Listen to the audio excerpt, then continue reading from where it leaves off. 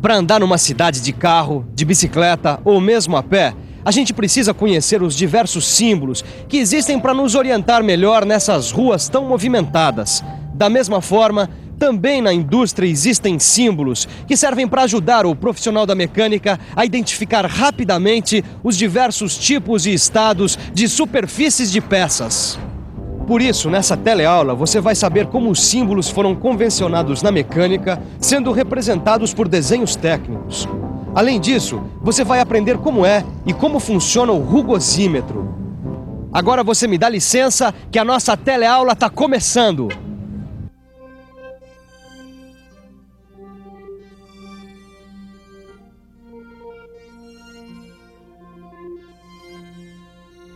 Agora sim, para acabar esse desenho só falta colocar os símbolos indicativos de superfície da peça. Mas para isso a gente vai ter que consultar esse tipo específico de simbologia. A norma ABNT NBR 8404. Mas para você entender mais facilmente como funciona essa simbologia, o melhor é saber como funcionam os símbolos sem nenhuma indicação. Esse símbolo básico aqui só pode ser usado quando o seu significado for complementado por uma indicação.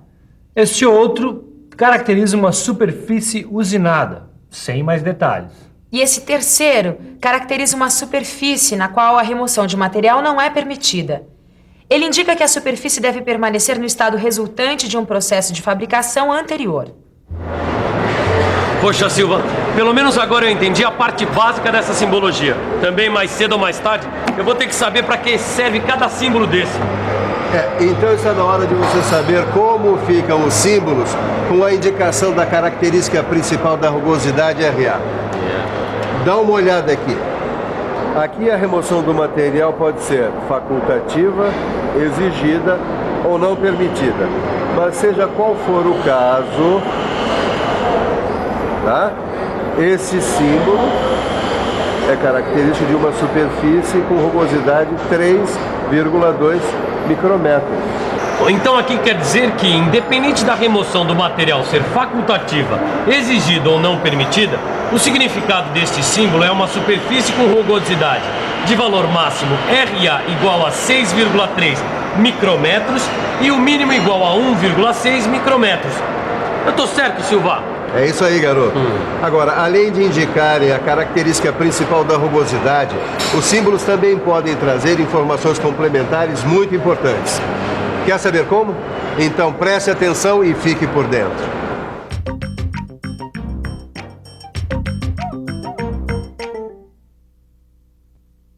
O significado deste símbolo é o do processo de fabricação, que neste caso é o de fresar.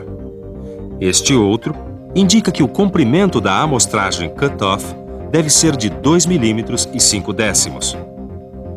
Já este aqui informa que a direção das estrias deve ser perpendicular ao plano de projeção da vista. Este aqui conta que o sobremetal para a usinagem deve ter 2 milímetros. E por fim, com este símbolo, é feita a indicação, entre parênteses, de um outro parâmetro de rugosidade diferente de RA, como por exemplo, o RT, igual a 4 décimos de milímetro. Bom, esses símbolos podem ser combinados entre si. Ou então eles podem ser utilizados em combinação com os símbolos que indicam a principal característica da rugosidade RA. Vamos dar uma olhada como é que ficam esses símbolos mais completos. Olha, aqui, por exemplo, é uma indicação complementar e explica o sentido do símbolo. E aqui, como dá para entender, significa que uma indicação complementar explica o significado dos símbolos. Agora, pode acontecer de um desenho técnico vir com diversas especificações do estado de superfície no símbolo. Veja como elas funcionam. Em A, vem o valor da rugosidade RA em micrômetro, ou classe de rugosidade N1 até N12. Em B, está indicado o método de fabricação, tratamento ou revestimento. Em C, ficamos conhecendo o comprimento de amostra em milímetros do cut-off. No D, está a direção das estrias. No E, está a espessura de sobremetal para usinagem em milímetros. E, finalmente, o F traz outros parâmetros de rugosidade indicados entre parênteses. Agora sim, já está bom para você acompanhar com a gente como é feita a indicação nos desenhos. Olha só. É que os símbolos e inscrições devem estar orientados de modo que possam ser lidos tanto com o desenho na posição normal, como pelo lado direito. Você está vendo? Este aqui é o RA máximo que aparece no visor do rugosímetro. Tá aí um assunto que eu ainda não manjo muito bem. Visor do rugosímetro. Silva, tem uns números que aparecem no visor que eu ainda não sei muito bem o seu significado. Que tal a gente aproveitar esse finalzinho do horário do almoço para acabar de vez com esse assunto? Calma, eu já vou te explicar. Antes, eu queria te falar da direção das estrias. Olha aqui. Esse símbolo está dizendo que a estria deve ser paralela ao plano de projeção da vista sobre o qual o símbolo é aplicado. Este outro mostra que a estria deve ser perpendicular ao plano de projeção da vista sobre o qual o símbolo é aplicado. E este aqui indica que as estrias devem ser cruzadas em duas direções oblíquas em relação ao plano de projeção da vista sobre o qual o símbolo é aplicado.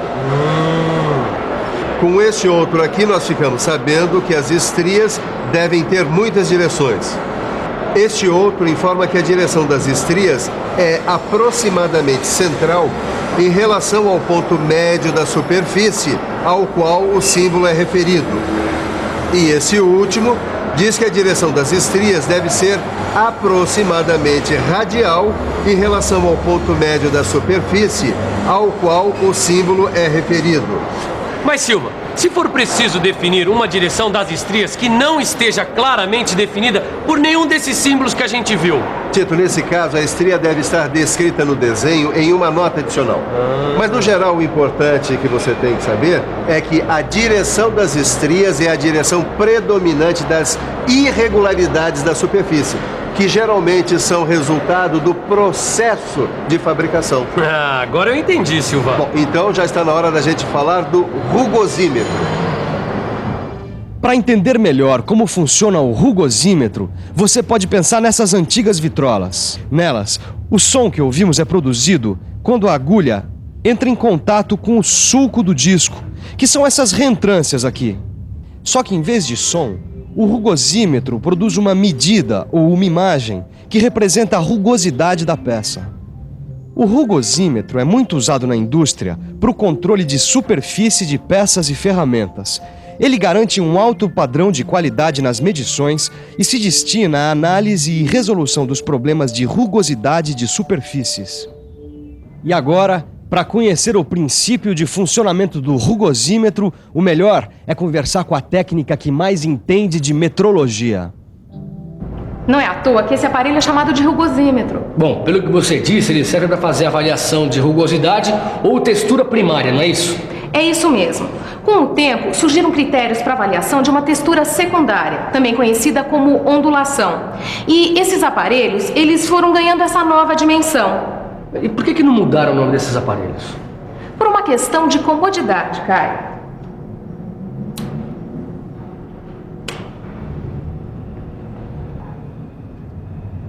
Assim, ficou o nome genérico de rugosímetro também para esses aparelhos que, além da rugosidade, medem a ondulação. Hoje em dia, todos os aparelhos em uso, tanto no laboratório como nas linhas de produção, eles são eletrônicos e são classificados em dois grandes grupos. Um grupo é desses aparelhos aqui que, além da leitura, ele faz o registro em papel do perfil efetivo da superfície.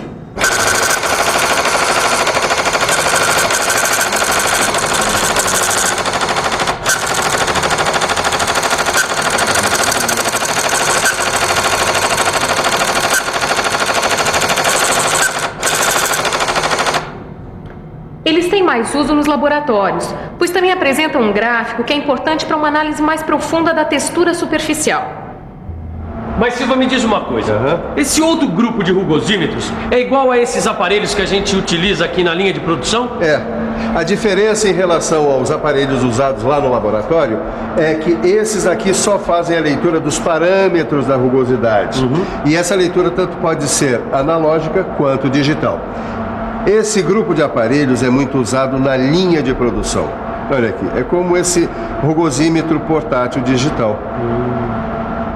Agora você vai conhecer cada uma das partes que formam os aparelhos para avaliação da textura superficial.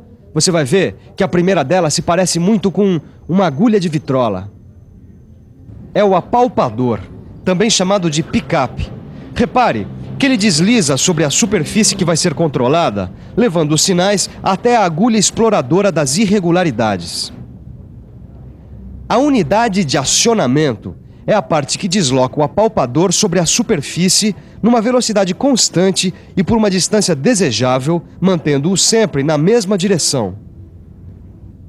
O amplificador contém a parte eletrônica principal.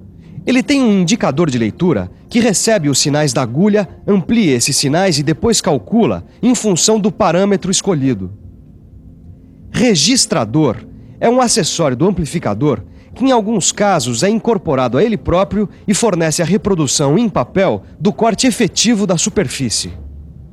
Agora, eu já conheço os dois grupos de rugosímetros e sei como funcionam todas as partes do aparelho. Só falta agora colocar a mão na massa, Sofia. Ainda não, Caio. Você precisa conhecer os processos de determinação da rugosidade. Como tudo na mecânica, o processo de utilização do rugosímetro ele obedece a determinados critérios. Tá, e como é que é isso? Bom, o processo consiste no seguinte. Basicamente, em percorrer a rugosidade com um apalpador de formato normalizado, acompanhado de uma guia ou patim, em relação ao qual ele se move verticalmente. Posso tentar fazer dessa forma aqui? Pode sim, Caio. Mas repare que enquanto o apalpador acompanha a rugosidade, a guia ou patim acompanha as ondulações da superfície. O movimento da agulha é transformado em impulsos elétricos e registrado no mostrador e no gráfico. Enquanto o Caio pratica um pouco mais a forma correta de usar o rugosímetro, por que você não aproveita e faz uma boa revisão? E atenção, se liga aí que é hora da revisão. Na teleaula de hoje, você acompanhou em detalhes os diversos símbolos utilizados na indicação do estado de superfície e viu como estes símbolos são usados em desenho técnico. Aprendeu a diferença entre os dois grupos de rugosímetros. E ainda ficou sabendo como funcionam cada uma das partes deste aparelho. Se você não quiser esquecer nada do que aprendeu hoje, abra o seu livro de estudos e mãos à obra. Nele você vai encontrar exercícios que vão ajudar a fixar os novos conhecimentos. Pratique e progrida no curso profissionalizante. Até! Até a próxima!